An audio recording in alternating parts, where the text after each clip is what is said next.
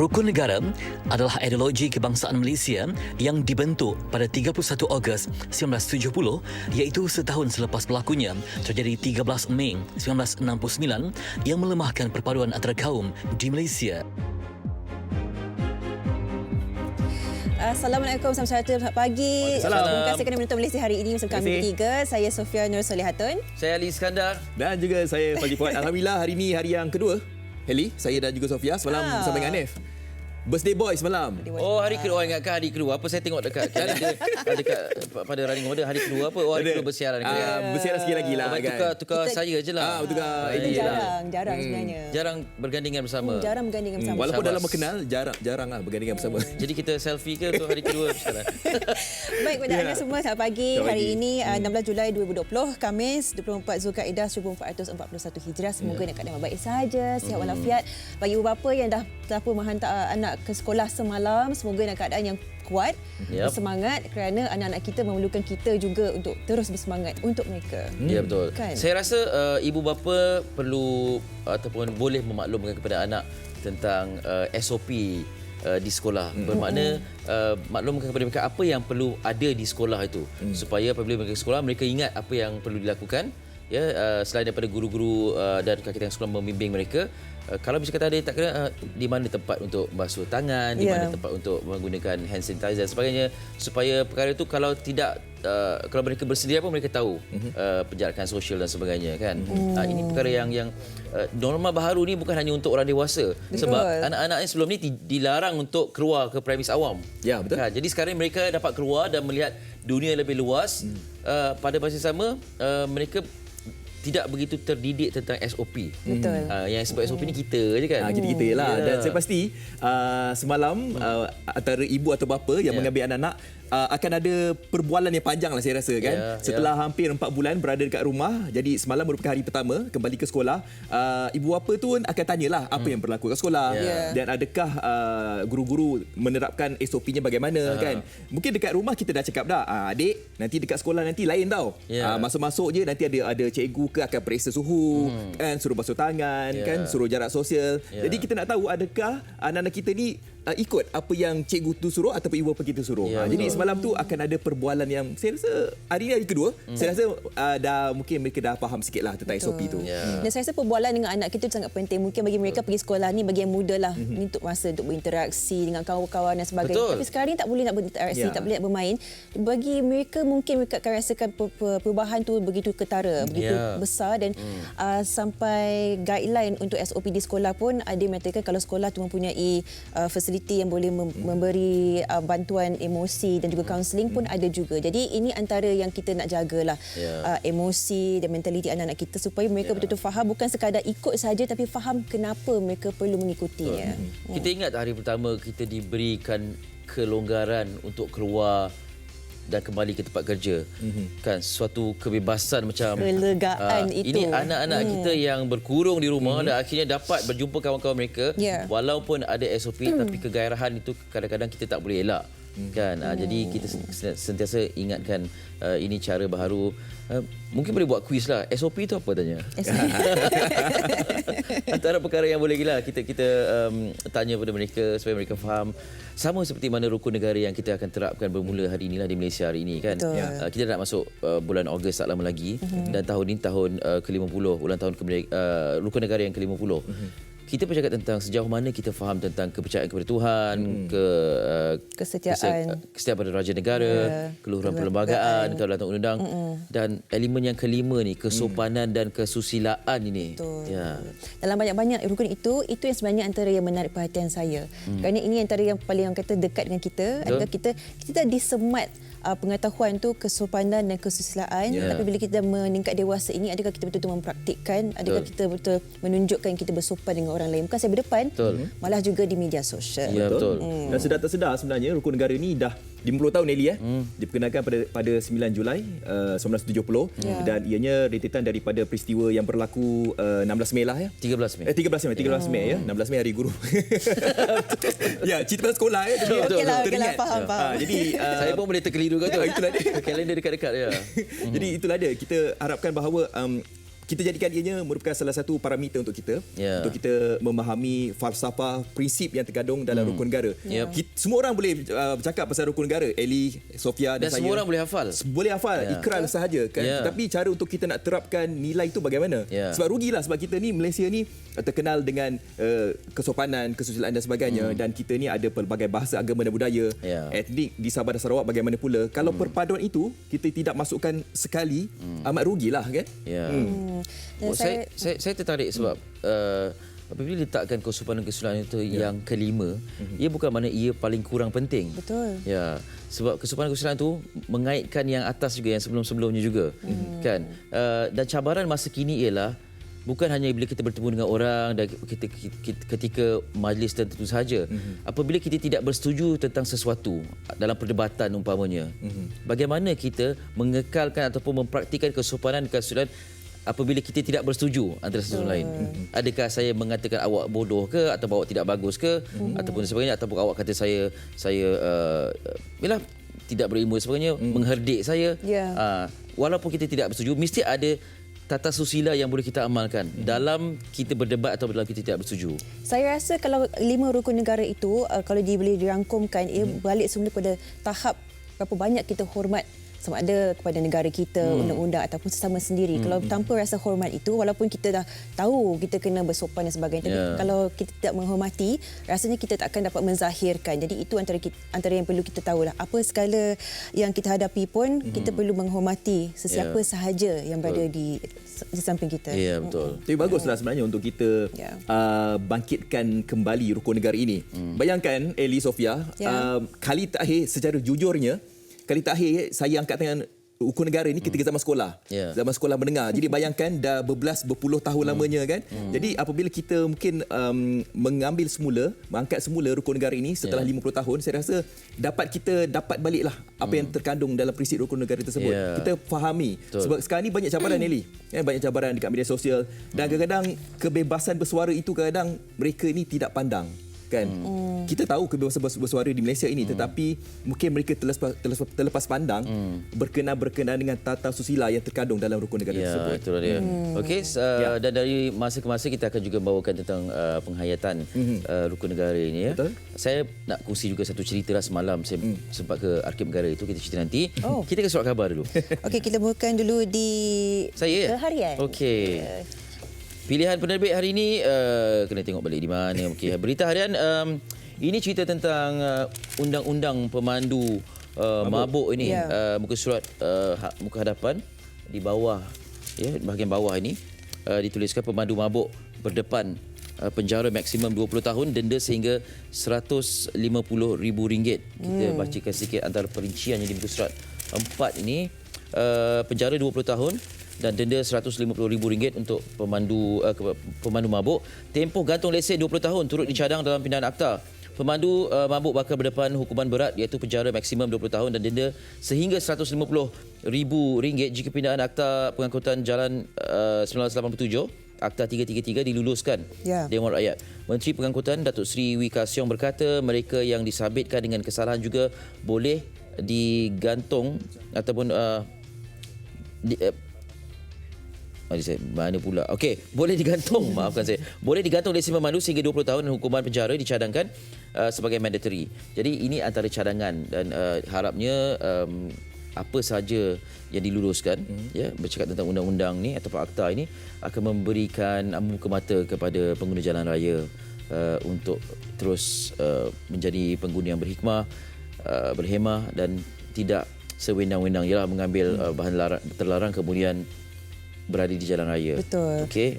Dan pastinya antara yang dilihat juga adalah ditariknya lesen memandu kita dan sebagainya. Jadi bagaimanapun kita melihat setiap tahun kita mencuba untuk memperkuatkan undang-undang ini, akhirnya akan dibentang di Parlimen nanti. Kita harapkan yang terbaik. Kerana ini pastinya akan mengubah persepsi ramai berkenaan pemanduan dalam keadaan mabuk ini. Baik, saya teruskan dengan perkongsian di New Straits Times berkenaan dengan kembali ke sekolah. Happy to be back after 4 months away. The biggest cohort of school children excitedly trooped back to school nationwide yesterday, glad to be reunited with friends and teachers, albeit under a new normal. Dan dikongsikan di halaman yang kedua, after being devoid of students for almost 4 months, schools yesterday welcomed back students to the classrooms, and some students, despite their excitement at being reunited with the friends, appeared intimidated by some of the standard operating procedures in place. Dikatakan di sini walaupun pematuhan adalah sangat bagus dan hampir 99% pelajar pulang ke sekolah, namun ada yang mungkin ada yang teruja, tapi ada juga yang risau dan mungkin tidak begitu biasa lagi dengan new normal atau normal baharu ini. Jadi ini yang kita ingin tekankanlah bagi ibu bapa di rumah, mungkin bermula dari rumah sendiri untuk menekankan pemahaman SOP itu supaya mereka bukan takut, tapi mereka faham ini untuk keselamatan mereka. Dan setakat ini dikatakan di sini no hiccups on first day back to school. Thanks to the adherence to guidelines by schools and students. Jadi segala SOP yang telah pun diterapkan ke Kementerian Kesihatan Malaysia dan juga Kementerian Pendidikan Malaysia telah pun diterapkan dengan sebaik-baiknya. Dan setakat ini tiada sebarang masalah. Alhamdulillah. Syabas kepada Kementerian dan juga pihak sekolah. Ya, betul-betul mengikuti SOP ni. Saya rasa happy to be back ni bukan hanya untuk anak-anak tapi mak ayah juga. Bolehlah bernafas sikit ya. Sikit. Gembira-gembira juga dalam masa sama, kuatir tu tetap ada. Ya, betul. Kan? Baik, daripada NST Bita Harian, sekarang ini saya ada kongsikan yang menarik di Harian Metro. Ini satu perkara yang ingin saya kongsikan ni, perkara yang tak elok lah ya, di mana mereka yang tak bertanggungjawab membuang sisa toksik ke tapak pembuangan sisa yang berbahaya dan ianya telah pun dibongkar.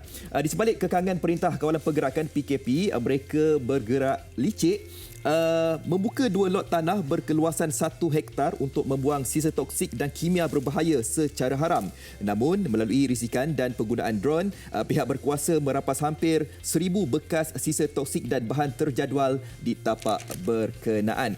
Dan peristiwa ataupun perkara ini berlaku di Jalan Sijangkang Utama Johan Setia. Ya, tetapi alhamdulillah ya, perkara ini telah pun dibongkar melalui risikan daripada pihak yang berwajib. Menteri Alam Sekitar dan Air Datuk Tuan Ibrahim Tuan Man berkata penemuan itu adalah hasil risikan dan intipan dijalankan selama sebulan, termasuk pemantauan dengan menggunakan teknologi drone, dan dianggarkan terdapat lebih 1,000 bekas sisa toksik dan bahan terjadual yang mengakibatkan pencemaran bau di lokasi ini.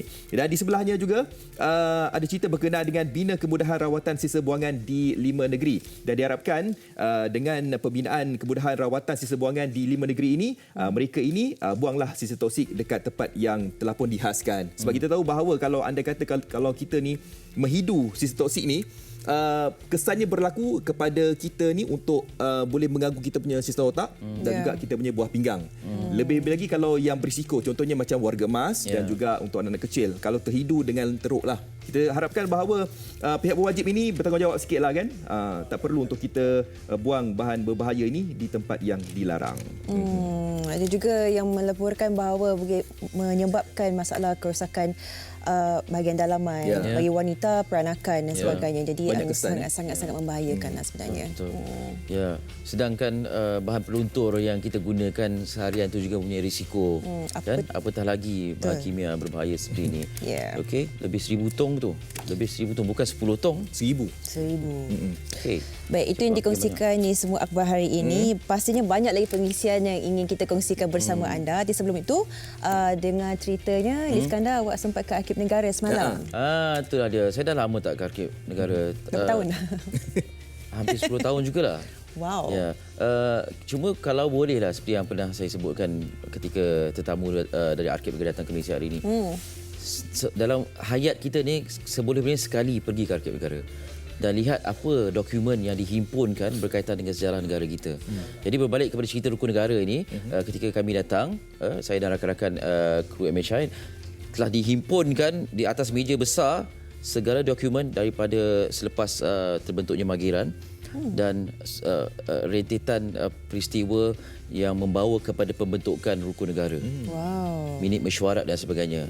Jadi awak memang berdepan dengan semua artifak ini lah. Ya, katakan. meremang bulu rumah ketika itu. Jadi nak tahu lebih lanjut, marilah kita saksikan.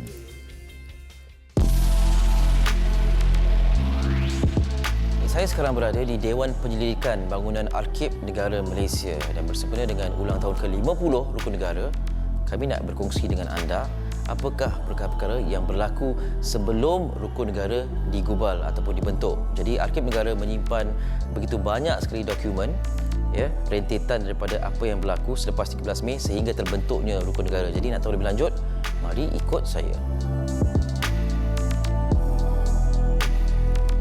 Ya, Puan Siti, terima kasih. Apa khabar?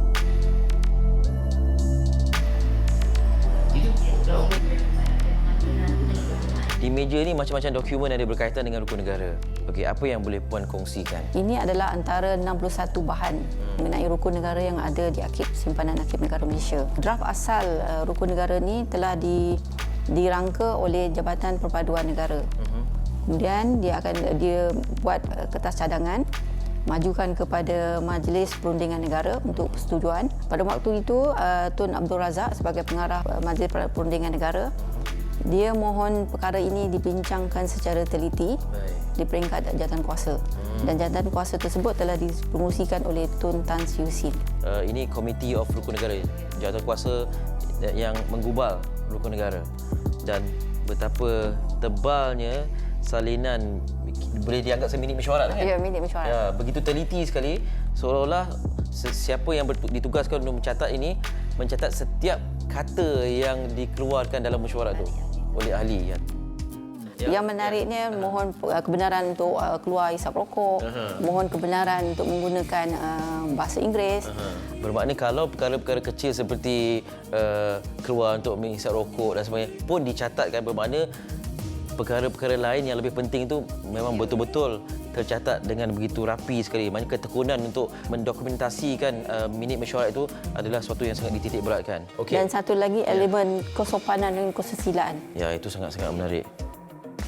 Okey, antara lain yang menarik perhatian saya ialah ni ucapan Muhammad Tan Sri Fatimah binti Haji Hashim. Ya, yang Dipertua Majlis Kebangsaan Pertubuhan Wanita Malaysia. Dan ini adalah salinan asal ucapan, ya, teks ucapannya. Dan ini antara yang disebutkanlah tentang rukun negara kepada umum. Kalau penonton nak tahu, ada yang sebelum ini dokumen ini bersifat rahsia, dan apabila sudah dicop terbuka ni, bermaksud dia boleh diakses oleh orang ramai. Boleh diakses oleh orang ramai, terutamanya penyelidik yang datang ke arkib lah. Apa proses ataupun bagaimana untuk menentukan perihal rukun negara ini dokumennya dah diturun taraf? Okey, sebenarnya proses untuk penurunan taraf ni adalah terpulang kepada jabatan pewujud tu. Okay. Kalau pewujud rekod tu sendiri, dia kata itulah pemilik rekod asal. Baik. Contohnya kalau Kementerian Pelajaran lah. Sebab Arkib tidak berhak untuk turun taraf mana-mana rekod. Jadi ini antaranya lah. Maknanya prosesnya sangat-sangatlah rumit, sangatlah teliti, sangatlah renyah, hanya untuk mendapatkan 5 prinsip rukun negara. Jadi dah dihebahkan kepada umum di sekolah-sekolah. Ya, sekolah-sekolah, di jabatan kerajaan, di bilik mesyuarat kena gantung rukun negara, prinsip-prinsip tersebut. Ini adalah suara The Malay Mail 31 Ogos 1970. Ini adalah pada hari kemerdekaan kita pada tahun 70. Inilah yang pertama diisytiar rukun negara oleh Yang di-Pertuan Agong kita lah. Dan dikongsi di muka hadapan, King on Principles to Guide Nation. Itulah prinsip, lima prinsip rukun negara tadi. Believe in God, loyalty to King and country, upholding the Constitution, rule of law, and good behaviour and morality. Good behaviour and morality. Jadi ini antara perkongsian di akhbar lah, ya.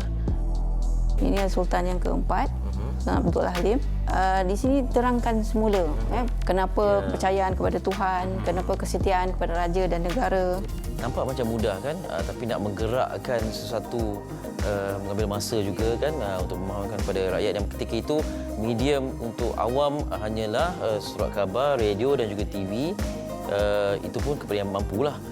Dan pihak-pihak bertanggungjawab untuk mewar-warkannya pun perlu menghadiri kursus dan sebagainya untuk difahamkan tentang konsep rukun negara ini. Dan kita sekarang ni hanya seolah-olah meraihkan saja dan membaca ikrar pada hari perhimpunan saja tanpa penghayatan. Jadi barangkali itu yang boleh kita bangkitkan kembali semangat untuk mengapa 5 prinsip itu perlu dipegang dengan sebaik-baiknya. Puan Siti, terima kasih banyak-banyak atas perkongsiannya. Semoga memberikan manfaat juga kepada penonton.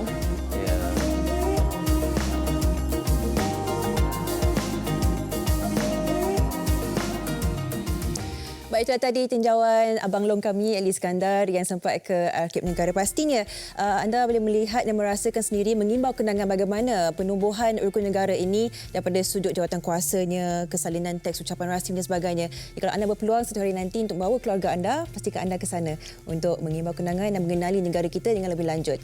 Dan bagi perbincangan kita yang pertama hari ini, kita akan melihat bagaimana sebenarnya gangguan bekalan air telah pun menjejaskan beberapa buah mungkin institusi ataupun syarikat makanan dan sebagainya. Tapi sebelum itu, kita akan saksikan dulu kiriman antara rakan kami di MHI untuk menunjukkan bagaimana keadaan sebenarnya berkenaan dengan gangguan bekalan air di kawasan rumah mereka. Mari kita saksikan.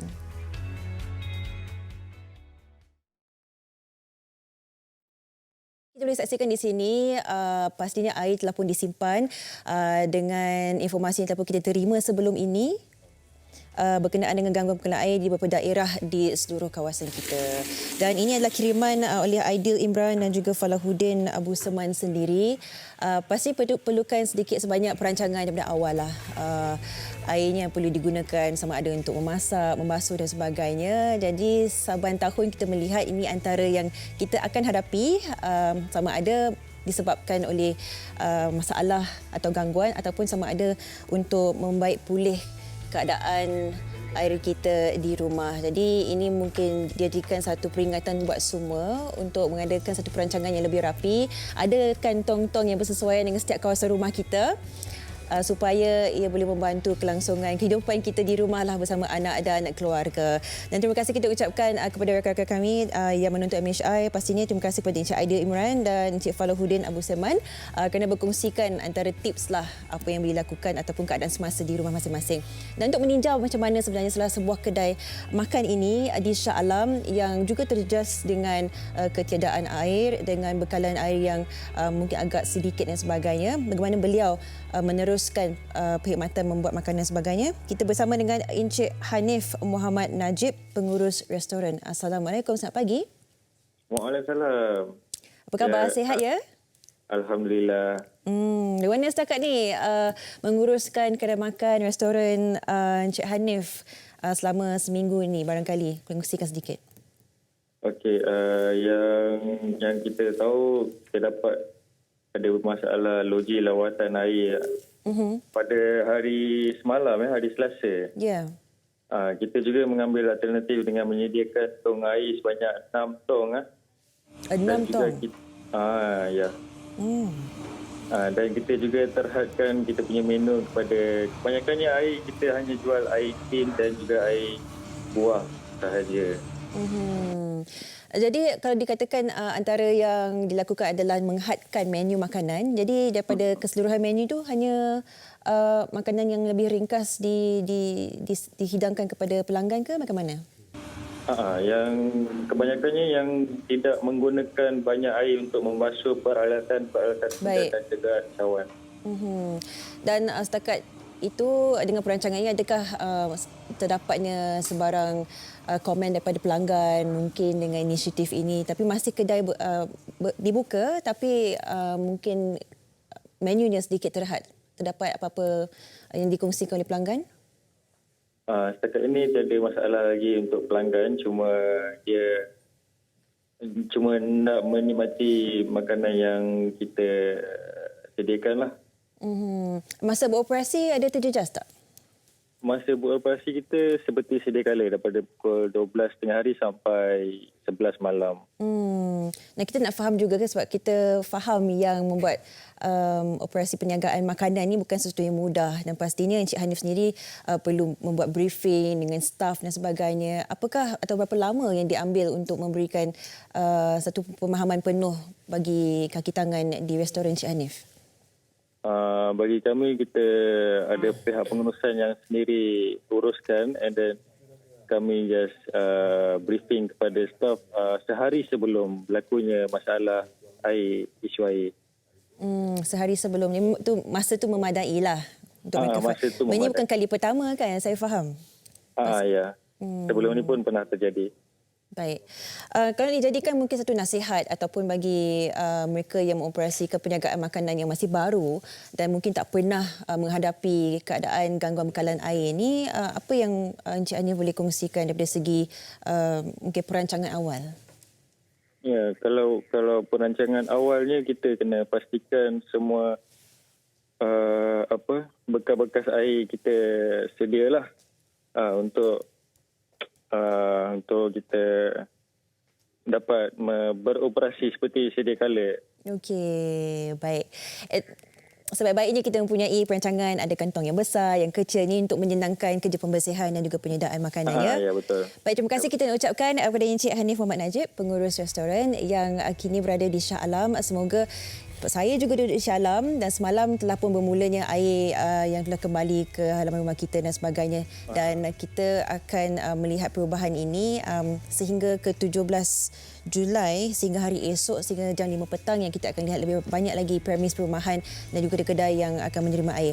Baik, terima kasih Encik Hanif dan pastinya kita akan berehat seketika. Sekembalinya kita akan bersama dengan Ali Iskandar untuk perkongsian sambutan ulang tahun ke-50 Rukun Negara. Tapi sebelum itu, mari kita saksikan fakta menarik Rukun Negara bahagian 2.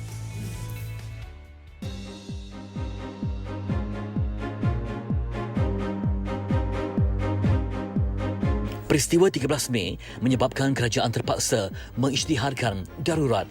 Majlis Gerakan Negara Mageran diketuai Tun Abdul Razak ditubuhkan untuk menjalankan pentadbiran negara. Majlis Perundingan Negara ditubuhkan melalui Mageran yang bertanggungjawab dalam rangka perpaduan negara dan hasil daripada rundingan lahirnya satu ideologi kebangsaan iaitu Rukun Negara.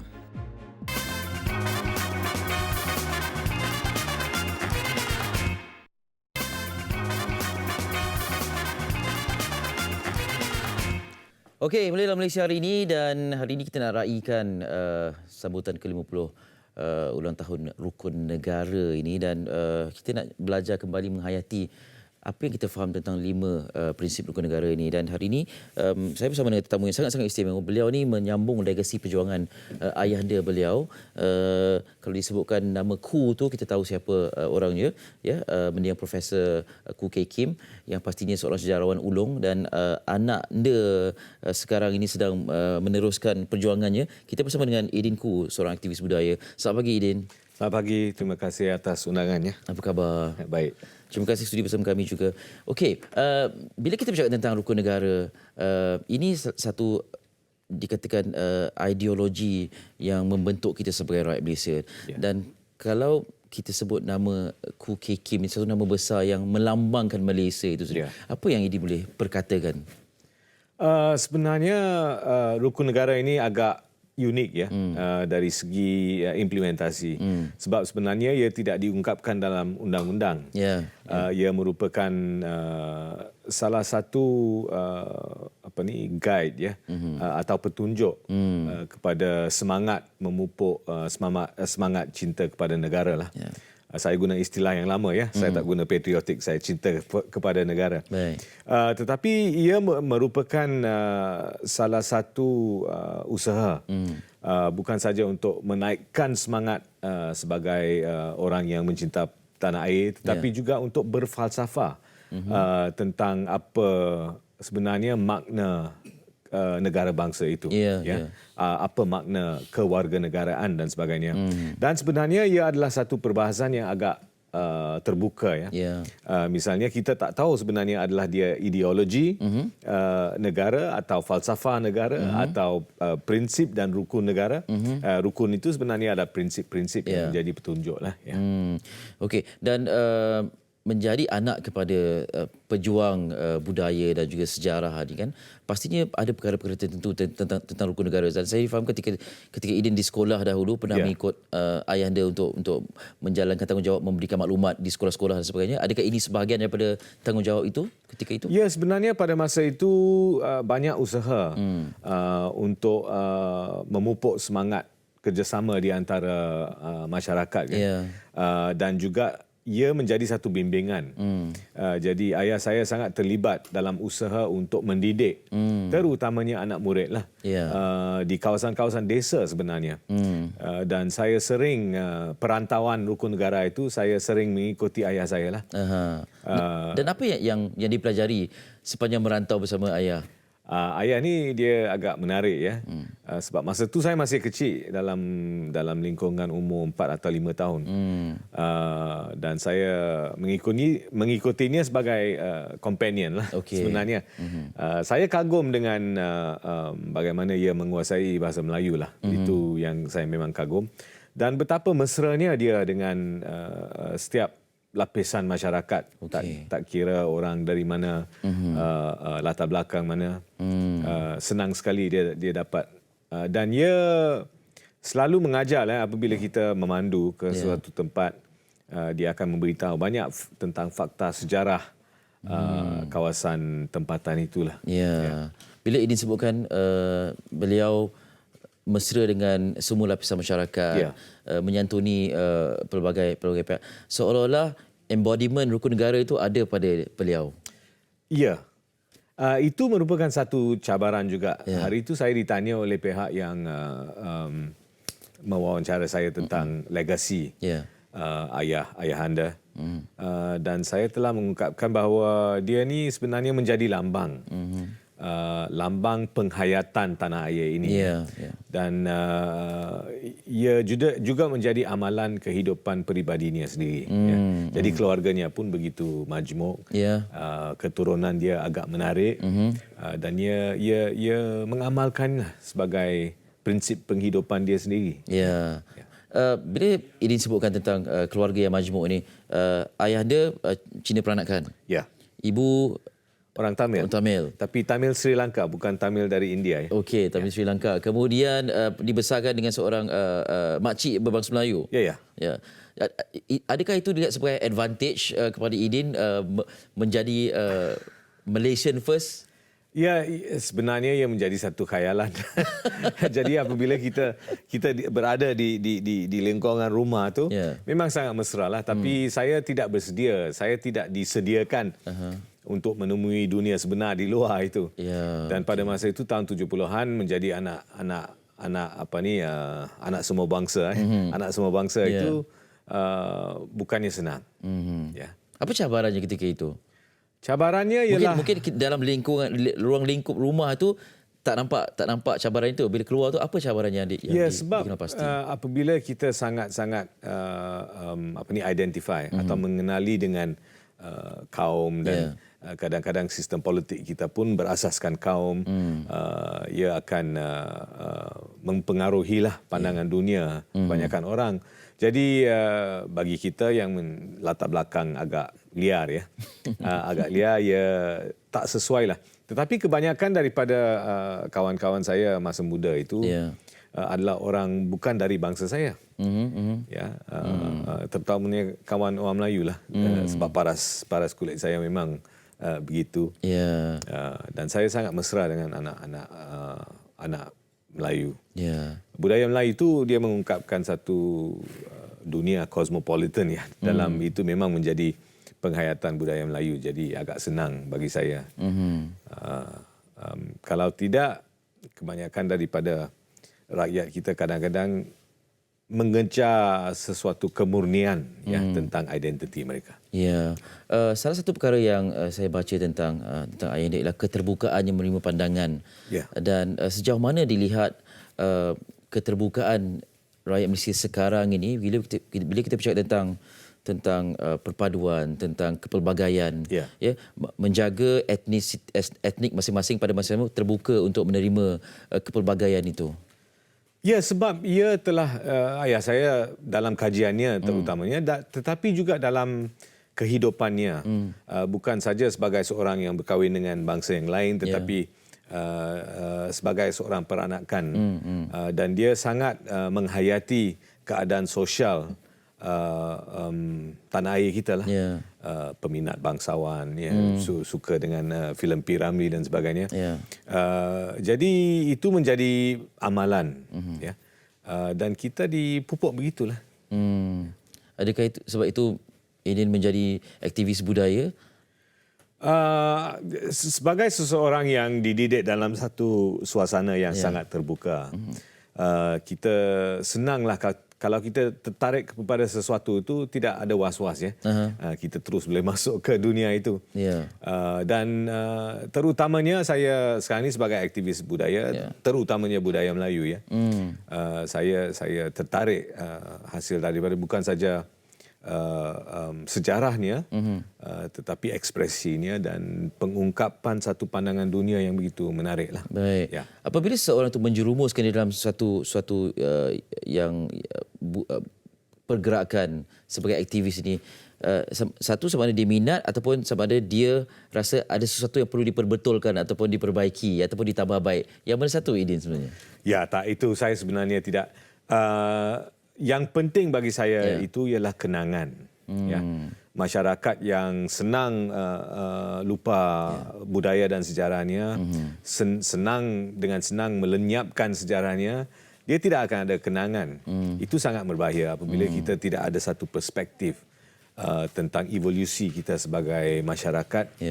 Ia akan membawa banyak singgungannya, terutamanya di kalangan orang muda. Dan sekarang ini dengan rukun negara itu begitulah. Ia tidak boleh hanya menjadi satu bahan yang dididik di sekolah dalam gaya Soviet yang masa itu ya. Hanya dihafal dan dilafazkan, tetapi ia harus diperbahaskan. Dan bagi saya pengubal rukun negara pada asalnya itu adalah tujuannya mereka. Bila sebut dibahaskan tu bagaimana? Okey, kalau diikutkan mendiang ayahanda Profesor Khoo Keng Kim pernah berdepan dengan persoalan tentang prinsip pertama itu kepercayaan kepada Tuhan. Ya, jadi itu menimbulkan sebab Malaysia ini datang daripada berbagai kaum dan juga kepercayaan. Jadi itu saja menjadi satu cabaran. Bagaimana pula dengan prinsip-prinsip lain? Bagaimana nak dibahaskan itu? Saya telah mengadakan beberapa wawancara dengan ayah saya tentang rukun negara. Sebab rukun negara dari sejarah ni dia memang sangat unik lah dalam pengalaman satu-satunya negara bangsa. Tetapi dia telah memberitahu bahawa prinsip pertama itu, sebab kebanyakan daripada rakyat Malaysia adalah orang yang percaya pada Tuhan atau punyai agama. Ia boleh menjadi satu landasan yang dapat membawa satu hubungan yang baiklah berasaskan nilai. Jadi ini adalah pendekatan kepada agama yang agak luhur ya. Bukan berasaskan hukum dan undang-undang, tetapi dari segi falsafah, dari segi nilai, dari segi pegangan pendirian dan sebagainya. Jadi ia tidak menolak orang yang tidak ada agama atau tidak percaya, tetapi ia menjadi landasan yang utamalah bagi penyatuan. Dalam konteks masa kini, prinsip mana yang seharusnya diangkat untuk dibahaskan? Kerana ialah apabila sesuatu itu menjadi panduan, ia bersifat dinamik dan dalam konteks masa atau generasi tertentu keadaannya begini dan sebagainya. Jadi prinsip lain yang ada itu selain daripada kepercayaan pada Tuhan, yang mana yang Aidin rasa perlu diangkat untuk dibahaskan? Tak, beginilah Eli ya. Sebenarnya rukun negara ini memang dia wujud. Dia menjadi salah satu daripada perkara yang kita menghafal dan kita mempelajari. Tetapi ia masih belum dihayati. Dan itu merupakan tujuan utama pengasas atau penggubal asal rukun negara ini, ialah penghayatannya. Dan ia harus menjadi satu living document, satu dokumen yang terus bernyawa. Dan ini hanya akan berlaku kalau kita dapat membahas, berbincang, dan kita jangan lupa bahawa 5 rukun negara ini hanya adalah pengakhirannya. Ada prakatanya yang sangat penting yang mengungkapkan cita-cita, iaitu menjadi satu masyarakat yang adil, yang mempraktik sistem demokrasi, satu masyarakat yang liberal dari segi pandangan dunianya, bukan dari segi kehidupan peribadi saya, tetapi dari segi pandangan dunia.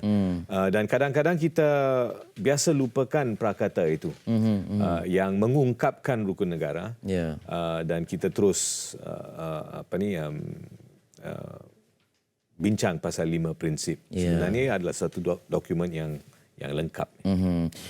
Untuk kelompok yang sudah matang, barangkali perbincangan, perbahasan boleh lakukan. Untuk anak-anak kecil yang masih di sekolah ini, kalau di awal penggubalan atau pembentukan rukun negara itu, banyak hebahan dan mereka diminta untuk mengamalkannya dengan pembacaan ikrar. Ya. Untuk konteks masa kini, macam mana kita nak menerapkan penghayatan rukun negara kepada anak-anak? Ya, memang ada perbezaan lah dari penghayatannya. Tetapi anak-anak muda pun kita harus menggunakan rukun negara itu untuk bukan saja dihuraikan, tetapi pada tahap itu boleh dibincang juga. Dan ia dapat mewujudkan atau memupuk semangat keterbukaan lah di kalangan anak muda. Tentang bukan saja perpaduan, tetapi dari segi latar belakang, dari segi sejarah, kenapa rukun negara ini berlaku, terwujud dan sebagainya. Sebagai seorang anak kepada sejarawan, bagaimana Aidin melihat sejarah itu sebagai bukan subjek semata-mata, tetapi suatu latar peristiwa yang menarik, yang buatkan kita ingin tahu lebih lanjut, bukan hanya buku sejarah di sekolah kemudian tolak ke tepi. Ya, ini banyak terpulang kepada bagaimana kita dapat menyampai sejarah kepada generasi yang akan datang. Sebenarnya kepekaan kepada sejarah itu sangat luas sekarang ni. Lihatlah bagaimana kita bincang tentang nama jalan dan Bukit Paul dan sebagainya, Bukit Saint Paul dan sebagainya. Jadi ia menjadi satu perkara yang sering dibahaskan sekarang ni. Tetapi kita harus memegang kepada satu pandangan yang luas. Sejarah itu memang rumit. Apalagi di Malaysia, apalagi di rantau Asia Tenggara yang memang kepelbagaian itu menjadi asas kepada sejarah kita. Baik. Akhir sekali, sebenarnya ulang tahun ke-50 ni ada sebarang projek berkaitan dengan rukun negara yang Aidin? Ya, saya akan menerbitkan satu buku tentang satu pengenalan mengenai rukun negara yang merupakan buku pertama dalam satu siri 10 buku tentang dokumen-dokumen terpenting yang mewujudkan negara Malaysia sehingga ke Undang-Undang Melaka yang merupakan sistem perundangan yang pertama yang diperkenalkan di Tanah Melayu. Dan Projek Bina Bangsa. Projek Bina Bangsa. Dan direncanakan bila akan diterbitkan? Diterbitkan pada Hari Merdeka 31 dan kemudian bersirilah dengan buku-buku yang seterusnya. Baik, kita nantikan sama-samalah apa yang terkandung dalam naskah tersebut. Aidin, terima kasih banyak-banyak. Terima kasih. Selamat meneruskan legasi ayahandanya. Terima kasih. Aktivis budaya dan yang memberikan maklumat kepada rakyat Malaysia tentang pentingnya kita menghayati negara Malaysia sebagai negara bangsa dan juga rukun negara ini. Aidin Khoo bersama dengan kita. Barangkali kita boleh jemput untuk buku itu nanti. Terima kasih banyak-banyak. Baik, kita berehat seketika. Selepas ini bersama dengan rakan tugas Fadli untuk bercerita tentang wakaf Masjid Bandar Tasik Kesuma. Sebelum itu kita nak saksikan apa lagi fakta menarik tentang rukun negara.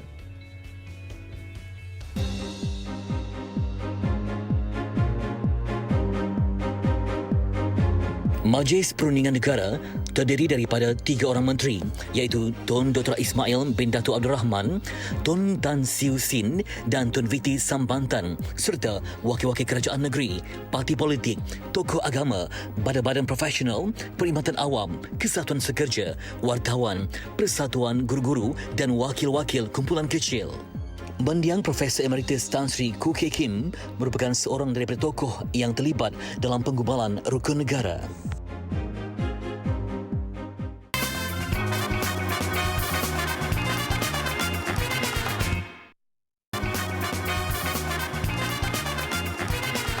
Ya, kembali lagi pastinya dalam Malaysia hari ini dan saya nak ingatkan 15 Julai seperti mana yang telah pun diwara-warakan telah pun dibuka kembali sekolah, lepas tu dalam sektor ekonomi pun telah kembali dibuka ya, untuk yang namanya futsal, main bola pun dah mulai dibuka dan juga untuk masjid. Nak cerita pasal masjid ni, kalau sebelum ini untuk anda yang mungkin nak pergi ke masjid sebelum ini, kita letakkan syarat 1/3 sahaja untuk anda yang nak berkunjung ke masjid, tetapi bermula 15 Julai, anda boleh pergi ke masjid dalam kapasiti yang penuh tetapi harus mematuhi SOP yang telah pun dikeluarkan. Ada penjarakan sosial 1 meter. Baik, kalau bercerita berkenaan dengan masjid ini, tahniah diucapkan kepada anda yang mungkin berada di Bandar Tasik Kesumah ya, di Beranang, Selangor, kerana anda bakal untuk menerima sebuah masjid yang baru. Baik, untuk memperkatakan dengan lebih lanjut berkenaan dengan wakaf Masjid Bandar Tasik Kesumah, bersama dengan saya sekarang Profesor Dr. Muhammad Najib Abdul Kadir, Pengerusi Jawatankuasa Pembinaan Masjid Bandar Tasik Kesumah Beranang. Terima kasih Prof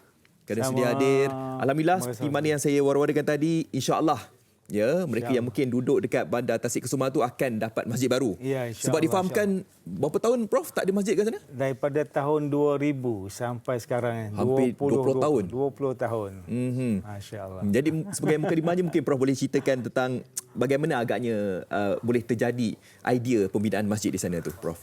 Okay, bismillahirrahmanirrahim. Terima kasih kepada TV3 yang sudi menjemput kami untuk sama-sama berkongsi pada pagi ini.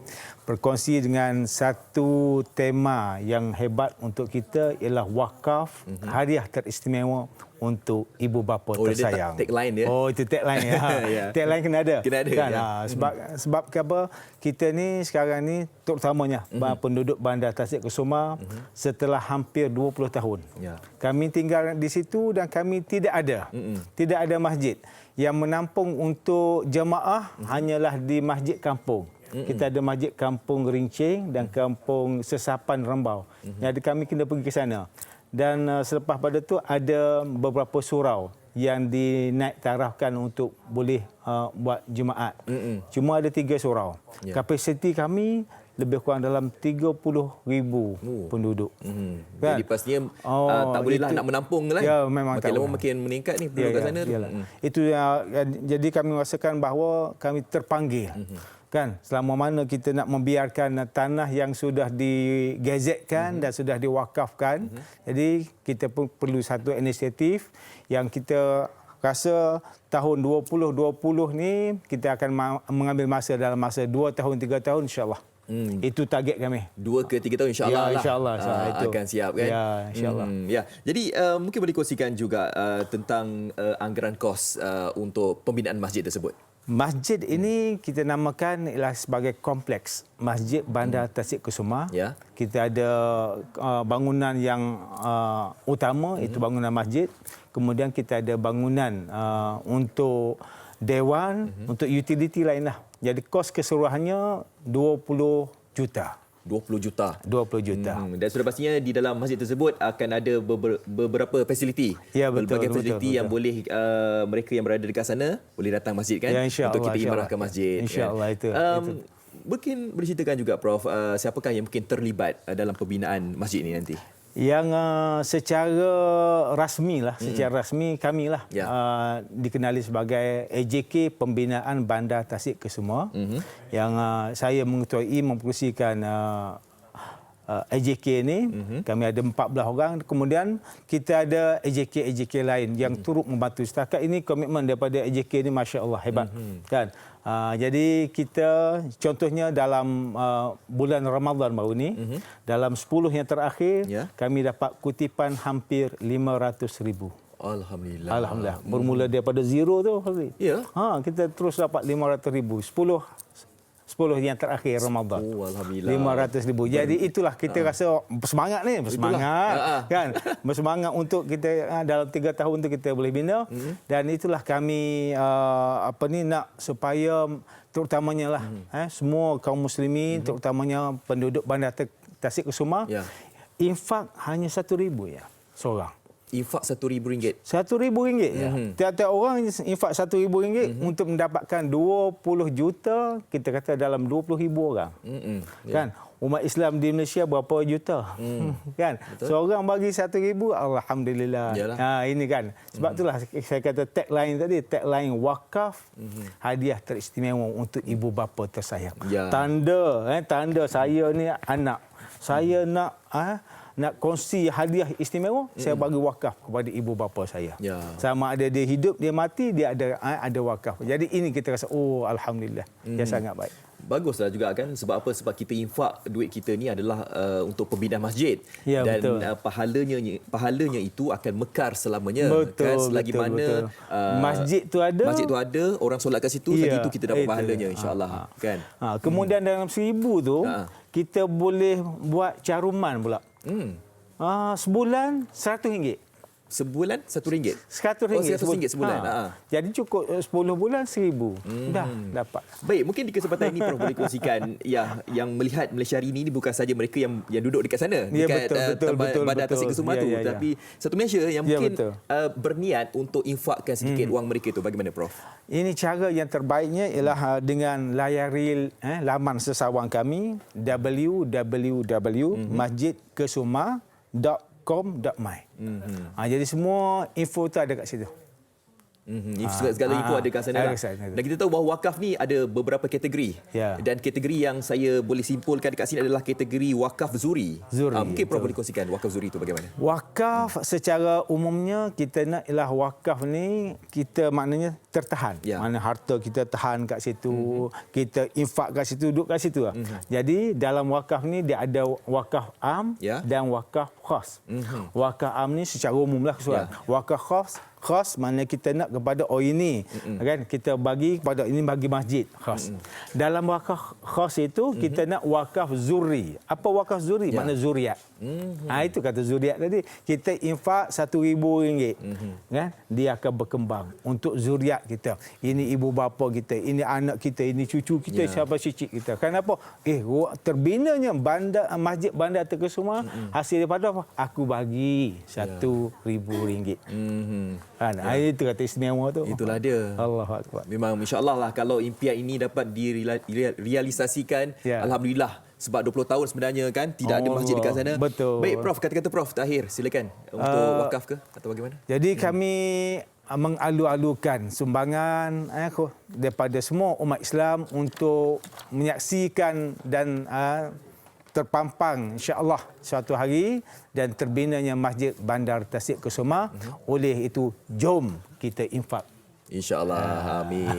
Dan semoga segala usaha yang dilakukan daripada pihak jawatankuasa masjid duduk di Bandar Tasik Kusuma dipermudahkan insyaAllah. InsyaAllah. Baik, terima kasih diucapkan kepada Profesor Dr. Muhammad Najib Abdul Kadir, pengerusi jawatankuasa pembinaan Masjid Bandar Tasik Kusuma Beranang, kerana sudah hadir bagi berkongsi tentang wakaf Masjid Bandar Tasik Kusuma. Kita doakan semoga insyaAllah. Amin. Amin. 20 tahun ni ada masjid kat sana. Kita doakan semoga dipermudahkan. Baik, kita nak berhenti berehat seketika. Kejap lagi saya pasti kepada anda peminat-peminat Datuk Seri Siti Nurhaliza, jangan ke mana-mana kerana selepas ini kita akan bersama dengan Datuk Siti. Tapi untuk waktu ini kita nak lihat bikisan berkenaan dengan rukun negara. Kita saksikan.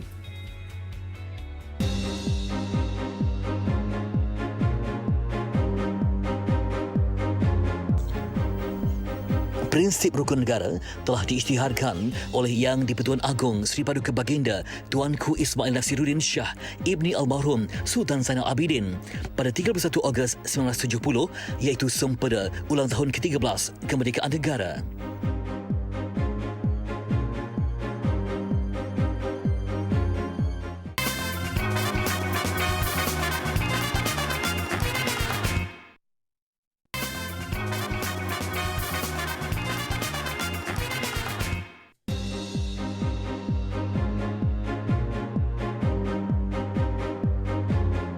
Bulan Julai 2020 genap 50 tahun rukun negara. Kunci kepada keharmonian dan perpaduan kaum demi kejayaan dan kestabilan Malaysia.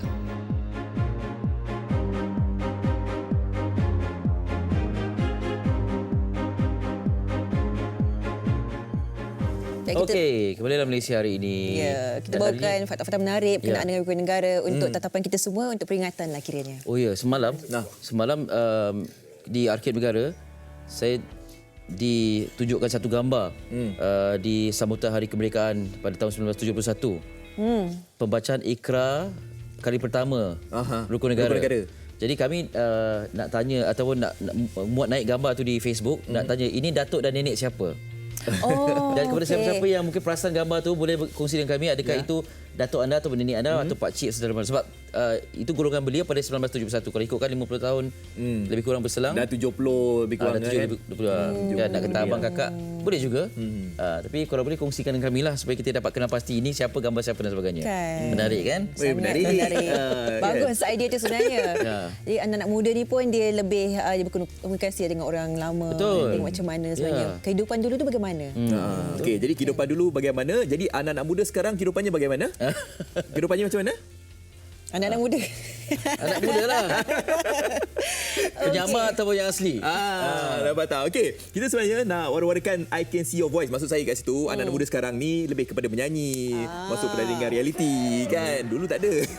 Okey, I Can See Your Voice Malaysia. Okey, jangan lupa untuk anda saksikan musim ketiga diteruskan lagi minggu ini.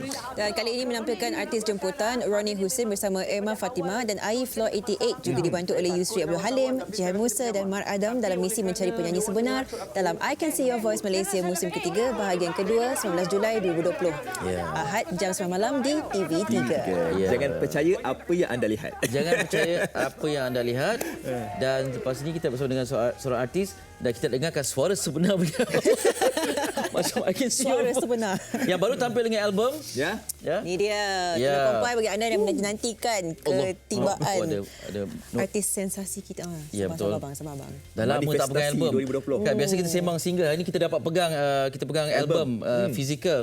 Dan difahamkan sebelum pelancaran pre-order dah 2,000. Satu hari terjual kan? Sebelum pelancaran. Sebelum pelancaran lagi. Dah ada tempahan 2,000. Dan setakat ni pembelian online sahaja dah dekat 5,000. Itulah dia. Jadi kita tak nak cakap banyak. Saya cakap banyaklah, nak dengar lah. Anda yang menantikan. Suara sebenar. Ya. Okey, jom. Sama-sama kita saksikan Datuk Seri Siti Nurhaliza. Silakan.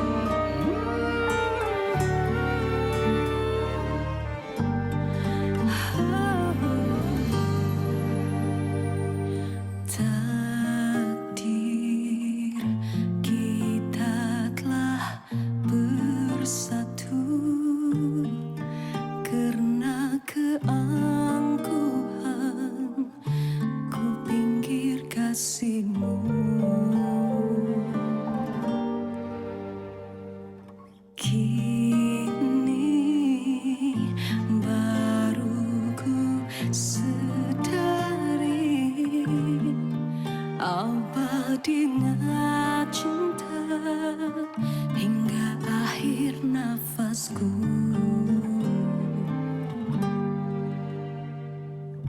Walau kau ku sayangi, ku turut kata kau yang terluka. Maafku tak sempurna, kiranya di kau tak bahagia. Tuhan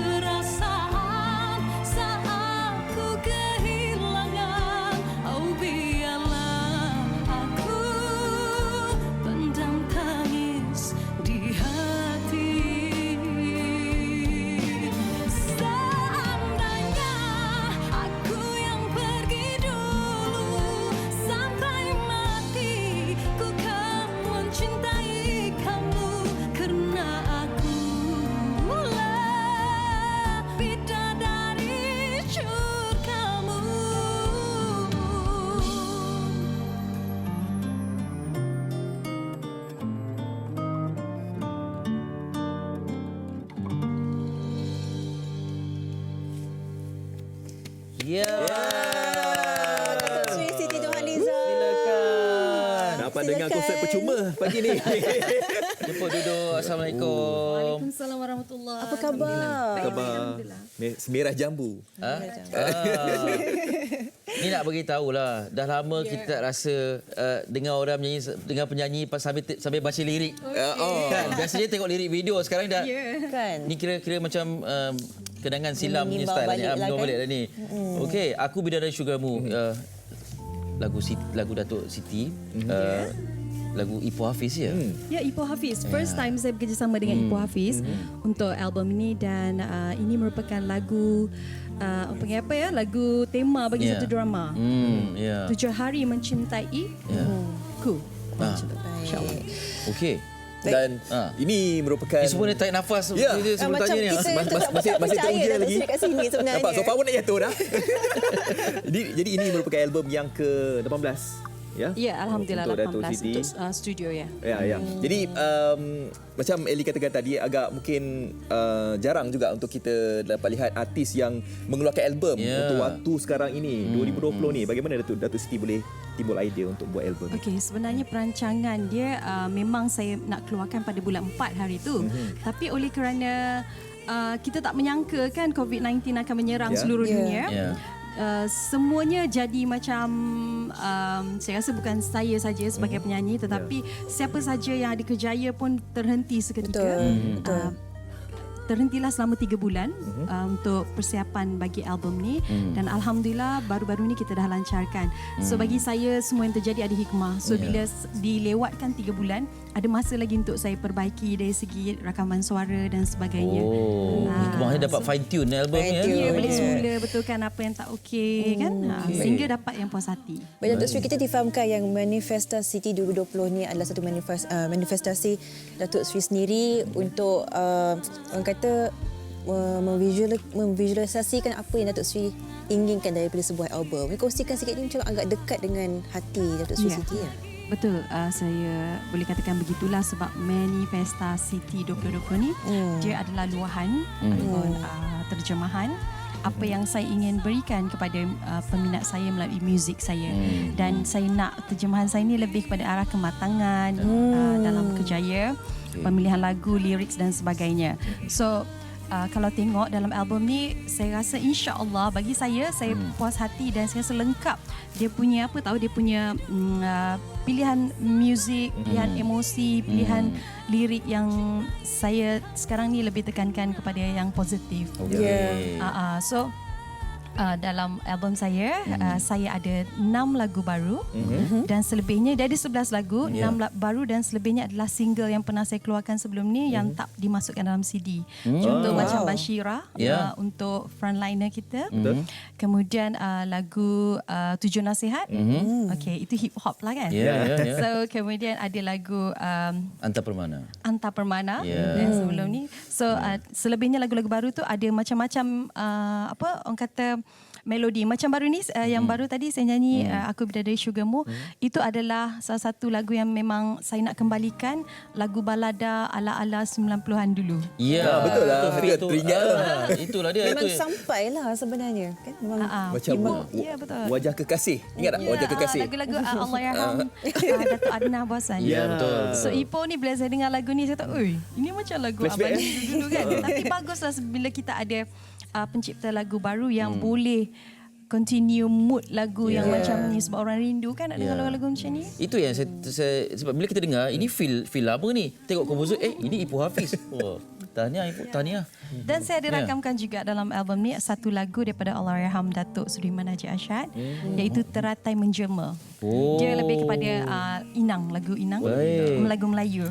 So peminat lagu-lagu Melayu nyanyian saya boleh dengar dalam album ni semua jenis music ada semua saya masuk. Ya. Maka terubatlah rindu itulah. Kalau sebelum ni dia macam berselang-selang kan album tradisional, album pop. Ya, Jadi sekarang ni semuanya tergandung dalam satu album. Ya. Baik, saya tahulah projek lepas ni. Okey. Tok T, sebenarnya bukan kami bertiga saja yang mewawancara hari ini. Ada lagi? Ada lagi, ada berebut hari ini. Ya, kami berkesempatan untuk bertanya kepada rakan-rakan Facebook. Siapa nak tanya soalan kepada Datuk Seri Siti Nurhaliza? Ada beribu soalan tapi ini yang menjadi pilihan penerbit lah. Beribu soalan. Okey, jadi pilihannya kita dengarkan kemudian Datuk Siti jawab ya. Boleh. Surprise ni, apa soalannya? Okey. Saksikan. Hai, Assalamualaikum. Nama saya Najmi. Saya peminat Datuk Sri Siti Nurhaliza. Saya nak tanya satu soalan dekat Datuk. Datuk kan orang Pahang. Mesti kalau Datuk balik Pahang teringin nak makan something. Makan apa yang Datuk yang teringin sangat makan dekat Pahang tu? Terima kasih Datuk. Makanan soalan pertama. Datuk Faham Sri. punya Kalau makan, balik kampung nak makan apa selalu? Sambal hitam ke? Sambal hitam ya juga. Tempoyak ikan patin. Poyok. Oh, tempoyak. Tempoyak ikan patin ataupun ikan-ikan sungai. Ikan sungai sebab kat KL ni adalah restoran orang kata air tawar. Kan sungai kan air tawar. Tapi kampung punya lain macam sikitlah. Yelah, ke kampung kan. So itulah makanan yang saya boleh katakan. Patin tempoyak tu dah tentulah. Bila kali terakhir balik Masakan kampung? mak. Lama dah saya tak balik. Yelah, Sebab PKP kan tak PKP. balik. Dan mak saya kata, mak nak balik. Oh, jangan balik. Boleh mak saya cakap macam tu. Tapi alhamdulillah kita dah boleh mula Rentas negeri insya-Allah. Saya ingat nak jumpa dengan mak juga lah, dah lama tak jumpa. InsyaAllah. Pastinya. Dan dalam album ni Lipis juga merindukan. apa dia? Orang lepih merindukan. Dia sebutan lepih. Lepih. Betul. Biasa lipis kan? Sebut lepih. Itu orang KL cakap lipis lah. Baik, okey. Dalam album ni saya dah tengok dah lagu Kuasa Cintamu ini difahamkan untuk Siti Afia kan. Mungkin Datuk Sri Siti boleh kongsikan sikit. Okey, Kuasa Cintamu adalah lagu ciptaan Melly Goslow, pencipta hebat daripada Indonesia. Dia punya proses meminta lagu tu daripada last year. Kerana saya pun faham keadaan Melly Goslow sana sangat sibuk dan sebagainya, dan nak meminta lagu tu bukan satu yang mudah. Kadang artis ni dia ada masa dia boleh cipta lagu, ada masa dia idea belum datang kan. So saya tak sangka bila saya minta lagu dan Melly Goslow terus jawab, ya, saya ada lagu untuk kamu. Wah. Alhamdulillah. Beberapa minggu selepas tu dia bagi lagu. Dan Melly Goslow ni senang, dia bagi lagu, terpulang kepada saya nak buat arrangement macam mana. Recording semua di sini. Sebelum-sebelum ni pun macam tu juga proses dia. So alhamdulillah dia beri kebebasan dan terhasillah Kuasa Cintamu dan lirik oleh saya dan bantu oleh Kak Z. Memang saya tujukan khas untuk Afia, untuk saya lah. Tapi kalau untuk orang lain nak tujukan pada siapa-siapa pun tak kisah. Sebab dia tentang kasih sayang yang mana saya menanti begitu lama Afia, dan akhirnya Allah jawab doa saya dan Afia menyinari hidup saya lah. Mak-mak lah sekarang kan apa-apa. Faham. Dulu interview lain tau. Cara tu lain lah. Sekarang interview dah mak-mak lah. Sesuai Apa lah kami kita sama-sama ni. faham Tok Tiga faham. Baik, so kita ada soalan yang seterusnya soalan dari berikutnya. peminatnya. Kita saksikan. Apa dia soalannya? Hai Datuk Siti, apa khabar? Saya Samira. Saya ada satu soalan untuk Datuk, iaitu apa 3 benda wajib yang perlu ada dalam beg Datuk Siti bila ke mana-mana Datuk Siti pergi keluar? Itu saja, bye. Dalam beg pun dia nak tahu juga. Oh, ini semua soalan santai-santai ni. Santai sangat lah. Kalau bawa beg ni dah check dah. Dah tolong kan ni? Saya rasa 30 barang dalam beg saya. Sebab saya jenis suka bawa cukup banyak-banyak kan. So senang tak tercari-cari. Pertama, benda yang paling penting adalah wallet lah. Dengan IC apa semua dalam tu. Kemudian handphone, senang emergency nak call apa semua kan. Dan seterusnya of course lah saya punya barang makeup lah. Boleh barang makeup tu banyak kan. Jadi 3 tu wajib ada.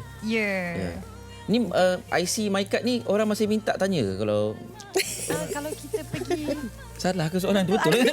Siti Nurhaliza tak kenal lah. Ada saya pergi masuk TV3 pun kadang-kadang dia minta. Dia kenalah kalau ikut peraturan kan, tapi dia tak bagilah dia simpan kan. Kita kena simpan kita punya ni, just tunjuk untuk rekod. Okeylah. Okey, baik. Baik, Datuk Sri, balik semua kepada album ni kan, apa perasaan Datuk Sri sendiri kan? Kita faham bila masa pelancaran tu rasa sebab sikit. Mungkin kongsikan sedikitlah perasaannya. Okey, perasaan sebab tu dia terjadi apabila saya melihat kawan-kawan saya, sahabat-sahabat saya, rakan media cetak, media elektronik yang lama tak jumpa, yang masing-masing melalui cabaran semasa PKP dan semua bermain kat kepala dengan nak menyiapkan album dan sebagainya. So akhirnya kita dapat berkumpul dan bekerja seperti biasa sebab saya percaya masa PKP semua susah kan menghadapi keadaan yang tak boleh bekerja, kadang mata pencarian pun tidak dapat kan. So ini momen yang macam ada yang cakap masa tu tarikh itu bulan 7 kan. Itu macam new year kita, macam kita boleh start balik semula kehidupan kita macam biasa. So itu yang buatkan saya sebab lah. Dua-dua perkara tu, jumpa kawan, tengok kawan-kawan boleh berkumpul dan juga menghasilkan album ni buatkan saya sebab itu sebab tu sebab gembira, bukan sebab apalah. Dan Tok T rasa tak keseronokan ketika pelancaran dalam kalangan wartawan yang kan kita akan saya tengok sebelum ni album akan dinanti-nantikan. Dan ni tiba-tiba muncul selepas beberapa tahun yang kita tak dapat 3 pegang. 3 tahun saya tak keluarkan full kan? album. Full album kan. Boleh nampak di dalam kalangan mereka kan. Kumpul. Yalah, wajah-wajah gembira lah kan. Happy. Dapat jumpa balik, apa khabar dan sebagainya.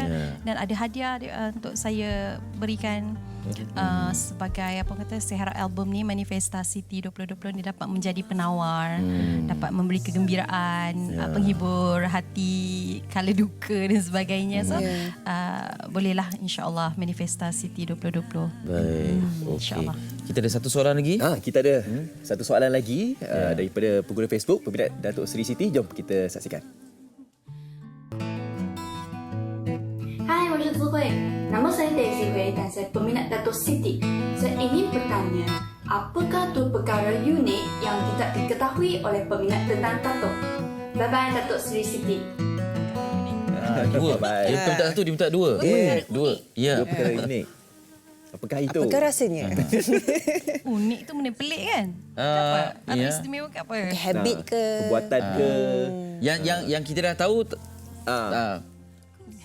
yang kita lihat sebelum ni. Macam mungkin bangun pagi tu kena buat apa pagi? Ataupun bila dah jadi mak-mak ni kan apa?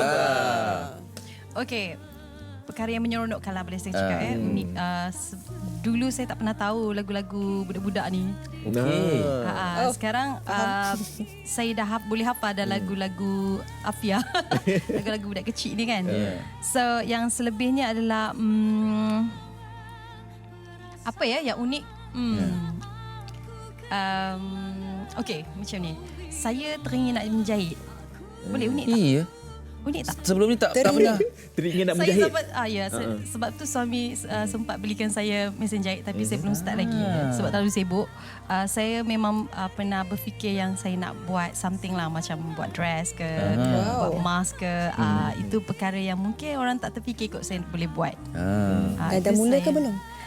Belum lagi sebab lagi. Sibuk dengan album. Nanti saya rasa saya akan hasilkan jugalah, akan penuhi apa yang saya inginkan buat. Boleh tak? Boleh. Segala update dengan IG nanti. Itu perkara yang kita tak tahu, sekarang kita tahu. Maknanya kita tunggulah pelitup muka Tok T lepas ni ke kan. Okey, soalan terakhir. Soalan terakhir. Jom kita saksikan. Hai, Assalamualaikum Datuk Seri Siti Nurhaliza. Saya Syikin Han. Saya ada satu soalan nak tanya, iaitu apakah pesanan atau nasihat yang diberikan oleh arwah ayah Datuk Seri Siti Nurhaliza yang paling melekat di hati Datuk Seri Siti? Sila jawab dan bye Datuk Seri Siti Nurhaliza. Okey, pesanan yang paling melekat. Paling melekat arwah abah. Ali Iskandar sempat jumpa dengan family Siti semua kan. Seorang yang sangat ramah. Sangat ramah. Okey,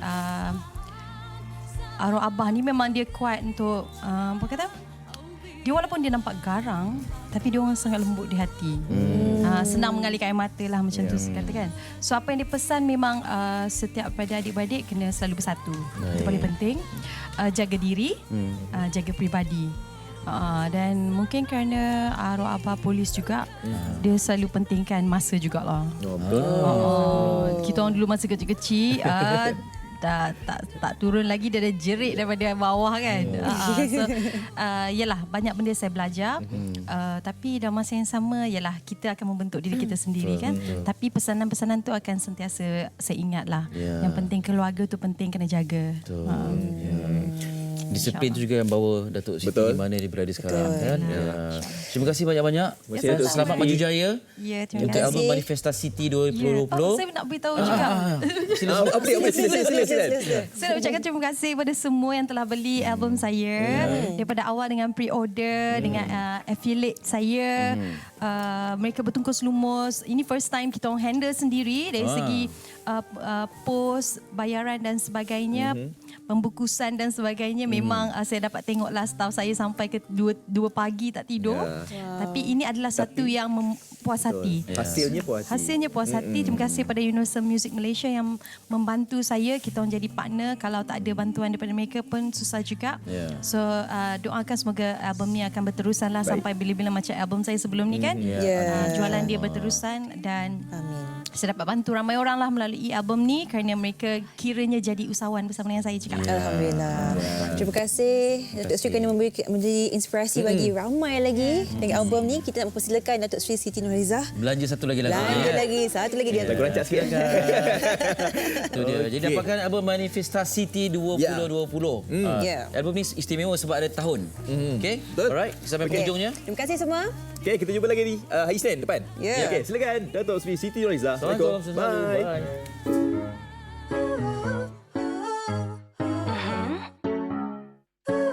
Hey, dengar ni. Kata orang kalau dah sayang, jangan kau mudah nak naik berang. Dalam cinta kena berjaga, jangan kau mudah ingin buruk sangka. Tanya sama hati, apalah yang dicari? Nanti jawab hati, hanya cinta abadi. Siapa yang tak mahu sayang di suam rindu, cinta bagaikan bulan madu di setiap waktu. Siapa yang tak mahu dicintai selalu, seperti purnama jatuh keripadu. Teman sekalbu, siapa tak mahu?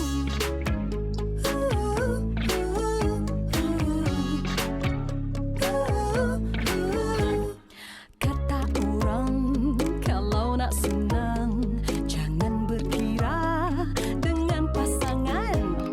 Salah faham, jangan dipendam.